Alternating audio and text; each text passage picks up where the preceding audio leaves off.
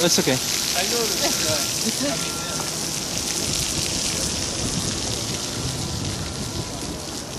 Hello.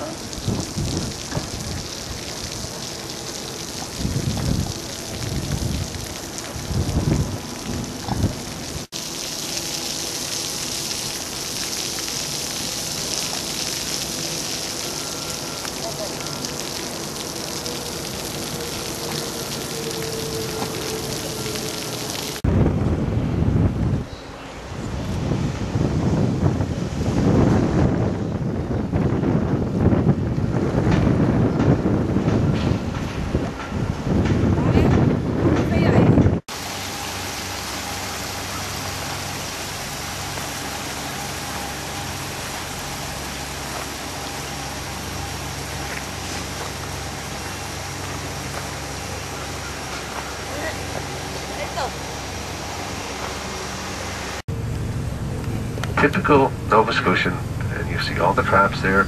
So again, each fisherman here, I may be mistaken, I think it's 250 traps. Somebody said 275. I'll show you where we'll be. And this, all of this scrub land here, or these little bushes, these turn a bright red. But I see they're turning now. They were all green. And now I see them getting a little bit rusty color. They'll turn a scarlet red over the next few weeks. Big berries are known as rose hips, and people make jelly out of them and wine and all kinds of things. You would have to add lots of sugar to it. This is the William.deGarthe up to about that second log. Last September we had Hurricane Bill. Hurricane Bill, the waves come up and they came right down between those two buildings and they washed out that gully.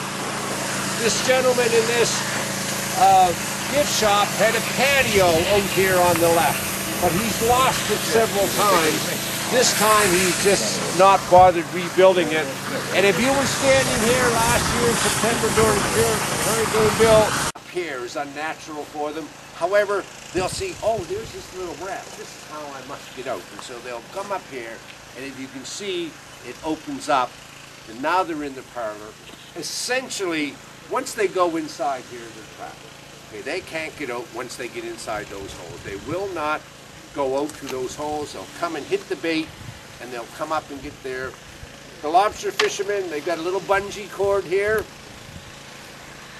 because if the seals know the lobster traps are out there, a seal will dive down, and they can get into these traps. That's one thing about the metal traps too. They're more resistant to seal attacks. If there's a hungry seal out there, he knows there's a lobster dinner in there. They've been known to just come down and break. Yeah. Actually, notice this one. Very often there's a blue lobster, and you can almost see that this has got a color blue. Well, there are two North Atlantic lobsters, considered the best lobster in the world. In the Caribbean, they don't have the big claws; they have the body and so on. And they eat the lobster, the tail is probably the best part. Although there's meat in all these little, and these are very much alive. You watch, they'll pinch, hold right on there. Okay, and they act instantly and so on. The claws, there's the mouth under here. Okay, there's the eyes. Now, and these are just antennas for feelers or so on. If this lobster was to get you with these claws, they could give you a nasty, they make you say uncle pretty quick. A big lobster, like maybe a 6 or 7, are like sort of very soft and pliable. Okay? In the male, okay? Now, an expert can look at the wide tail there and say, oh, that's a female looking down at them. But unless you're trained, you can see this one's just a little more rounded.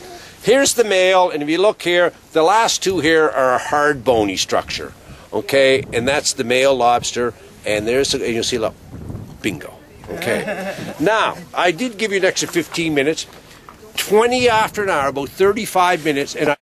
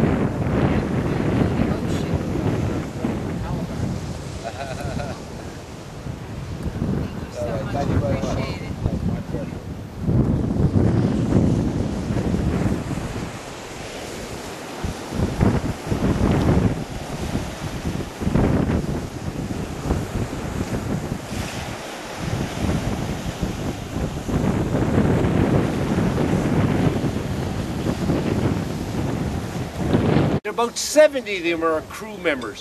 When they got on the lifeboats, it was women and children first. And then it would have been, there was a few males. They got the males because they needed a few oarsmen on each rowboat and so on. Most of the crew would have lost their lives, and about 70 of the people here are crew members. Now the first thing you'll notice is it says these small stones are the standard stone that was paid for by the White Star Line, and they had their funerals right up until June in several churches in Halifax, and then they brought the caskets up here and they buried them. Now in this one here it says 329 that they were getting reports all day long about the icebergs in the area.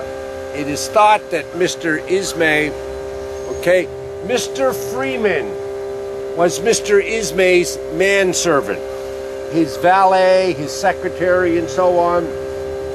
Mr. Ismay did not lose his life, and he paid for this extra stone. Now, it's also said Mr. Ismay got on. Now, you want to talk about some hard-hearted people.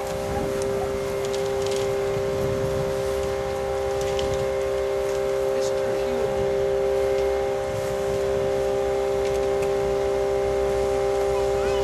was the first violin player today.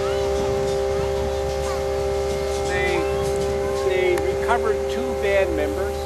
One of them, they wanted the body sent home, and the other one, Mr. Hugh, actually, his name is John, but they called him Jock, J-O-C. Now,